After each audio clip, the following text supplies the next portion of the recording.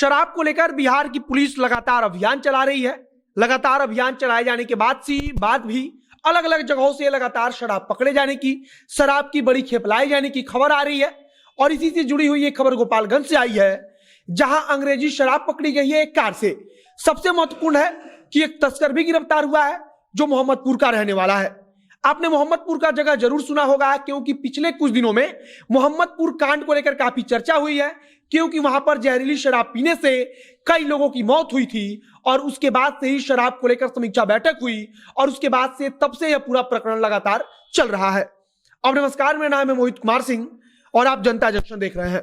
बेतिया के अंतर्गत एक थाना आता है बंजरिया, और बंजरिया थाना क्षेत्र के अंतर्गत एक गांव के करीब एक होटल में, या फिर कह लीजिए कि अलग अलग होटलों में लोगों को खुलेआम शराब पिलाई जा रही थी। लोग वहां पर आते थे, शराब पीते थे, और पटना से एक छापेमारी करने वाली टीम वहां पहुंचती है।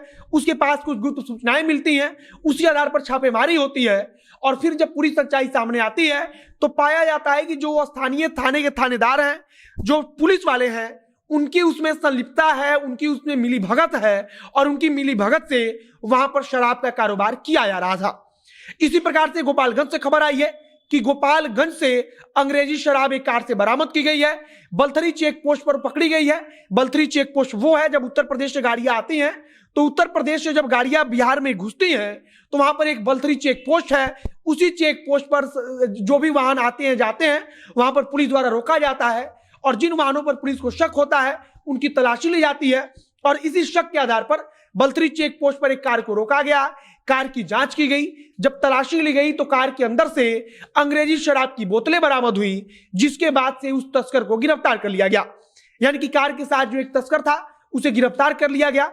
जो तस्कर गिरफ्तार किया गया, जब उससे पूछताछ की गई तो पता चला कि वो मोहम्मदपुर का रहने वाला है। और मोहम्मदपुर के बारे में हमने आपको बताया कि मोहम्मदपुर का नाम पिछले कुछ दिनों से लगातार चर्चा में बना हुआ है, और इस पर काफी ज्यादा चर्चा भी हुई है। वहां पर बड़े बड़े नेता और मंत्री भी पहुंचे थे, क्योंकि वहां पर जहरीली शराब पीने से कई लोगों की मौत हो गई थी। फिलहाल जिस तस्कर को गिरफ्तार किया गया है, पुलिस अब उस पर आगे की कार्रवाई करेगी। इससे भी ज्यादा महत्वपूर्ण होगा कि उस तस्कर से पूछताछ की जाए कि वह कैसे इन सब कामों को करता है, और अब तक वो इन कामों को कर रहा होगा और आज वो पकड़ा गया है।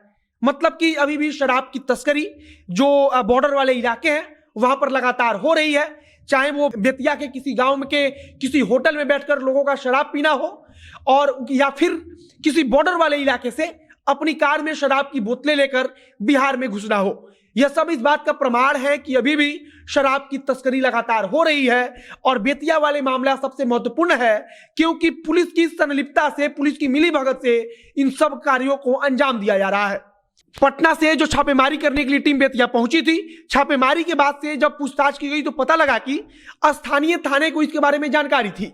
यानी कि उनको इसके बारे में जानकारी थी कि वहां पर शराब बनाई जाती है या फिर शराब पिलाई जाती है, लेकिन फिर भी ये चुपचाप थे। वहां पर अंग्रेजी और देसी दोनों शराब बरामद की गई है। और इसके बाद से जो वहां के एसपी हैं बेतिया के, उनकी तरफ से कार्रवाई करते हुए थाना अध्यक्ष को निलंबित किया गया है। एक चौकीदार के ऊपर भी कार्रवाई की गई है, जिस चौकीदार के ऊपर उस इलाके की जिम्मेदारी थी कि वो देखरेख करेगा। और फिलहाल हमने आपको यह खबर बताई थी कि बेतिया में एक थाना अध्यक्ष को निलंबित किया गया है, चौकीदार को निलंबित किया गया है। और इस समय की खबर यह है कि गोपालगंज के बलथरी चेक पोस्ट पर कार की चेकिंग की गई, जहां से अंग्रेजी शराब की बोतलें पकड़ी गई, और जो आरोपी था वो मोहम्मदपुर का रहने वाला है। बाकी आगे अगर इस मामले में कुछ नया अपडेट आएगा, कुछ नई जानकारी आएगी, तो उसे हम आप तक पहुंचाएंगे। इस वीडियो को यहीं समाप्त करते हैं।